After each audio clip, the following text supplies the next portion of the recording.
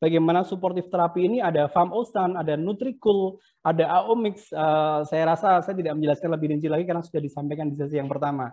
Berikan tambahan asupan supportive terapi, mengingat situasi sekarang dengan kondisi yang ada, ini bisa mengerosi performa dan bisa berdampak terhadap ketercapaian dari performa polimer setelah panen.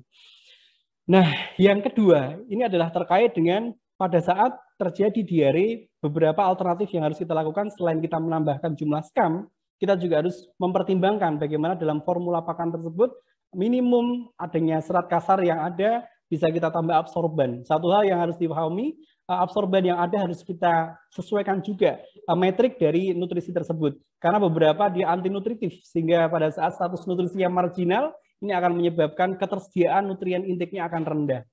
Kemudian yang kedua adalah review antikoksi. Loh, kenapa antikoksi ini harus direview? Karena kalau kita melihat di musim hujan, di mana situasi kelembapan tinggi konsisten lama, ini tentunya akan berbeda ketika situasi panas dan tiba-tiba hujan. Pada saat panas, ayam mengalami heat stress, dia berpotensi imunitasnya turun, tetapi pada saat lembab, situasi koksi ini bisa berpesta pora.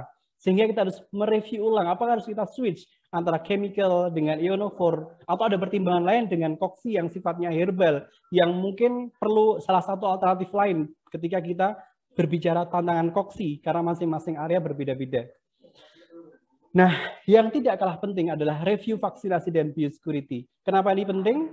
Karena pada saat heat stress, maka respon imunitasnya akan menurun. Dan ini akan berdampak terhadap bagaimana respon terhadap vaksin terkait dengan antibodi yang dihasilkan, tetapi juga tidak hanya itu, respon terhadap ketika ayam tersebut terpapar oleh kuman. Dia mengalami kondisi di mana sistem pertahanannya mengalami penurunan. Sehingga nomor 2 yang harus ditekankan adalah pelaksanaan biosecurity. Dan pemberian imunomodulator juga menjadi salah satu alternatif agar ketika kita melalui masa-masa yang tidak mudah ini, situasi di mana tingkat heat stress-nya tinggi, situasi di mana imunitas ayam turun, kita berikan supportive terapi berupa imunomodulator agar stabilitas kondisi ketahanannya relatif bisa lebih stabil. Nah, mungkin itu dari slide awal sampai slide akhir, ini sebagai pancingan untuk sesi diskusi. Ketika ada suatu hal yang kurang jelas, silahkan ditanyakan di sesi diskusi tersebut. Ya, barangkali begitu Mbak Ginan. Iya, oke. Terima kasih Pak Eko. Ini kalau boleh saya bantu sampaikan untuk take home message dari presentasi Pak Eko barusan.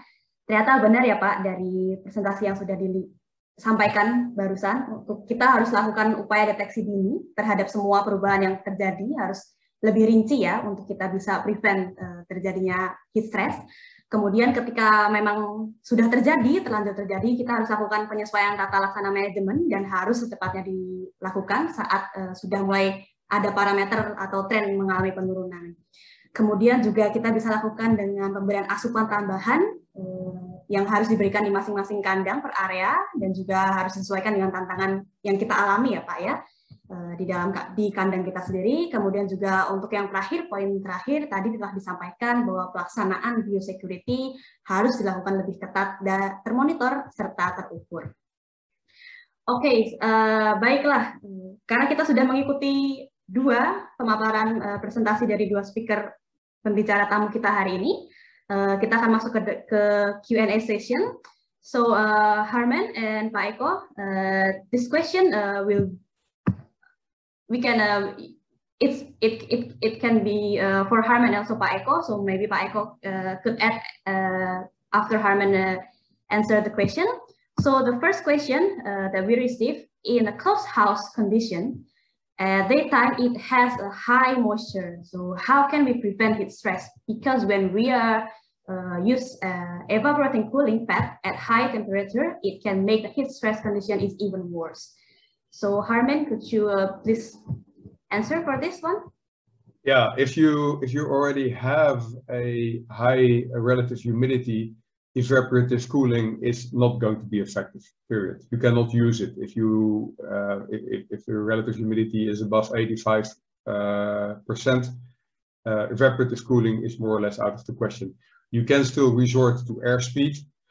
But it then comes down to other measures, Nutricool, birds per square meter, when you feed them, and all the other management measures and feed measures that you can take. But when your relative humidity is high, evaporative cooling is just not an option anymore. Oke, thank you Harman. Pak Eko, mungkin ada yang ingin ditambahkan? Secara umum sudah cukup lengkap, Mbak. Memang harus betul-betul memperhatikan bagaimana yang tadi sudah disampaikan di awal untuk bagaimana menyesuaikan dengan tingkat kenyamanan ayam, Mbak. Oke, terima kasih. So, Harman, one more question for you. So, which one is better to add heat stress solution, whether it's it in feed-based or water-based? What do you think about it? Yeah, that's a good question. They both have a different mode of action. The water-based is a very quick fix that you say that it becomes warm and hot very quickly. You didn't expect it and you couldn't do anything about it in the feed because the weather just changes and you need to do something. Then the anti-heat stress mix, water soluble, is a very quick solution that you can implement from one moment to the next. But these are also nutrients that you put into the water that bacteria also like. So if you're not careful about your water lines, it might invoke a bacterial growth in your water lines, which means that the water that you're giving to your birds in the first moment is very good with the extra nutrients for the birds, but later on will give you a dirty water because of the bacterial growth in there. So the water-based product is very good for quick and dirty, quick interventions.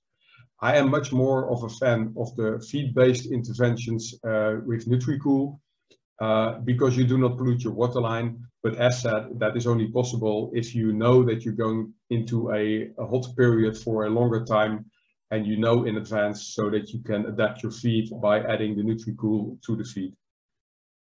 Okay, so thank you Harman.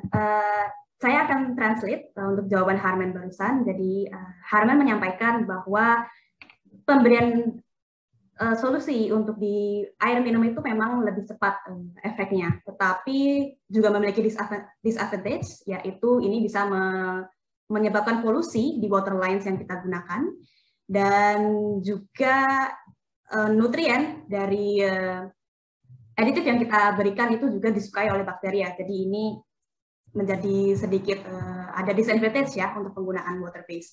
Dan juga untuk keadaan unexpected seperti tiba-tiba keadaan panas, water based ini sangat dianjurkan.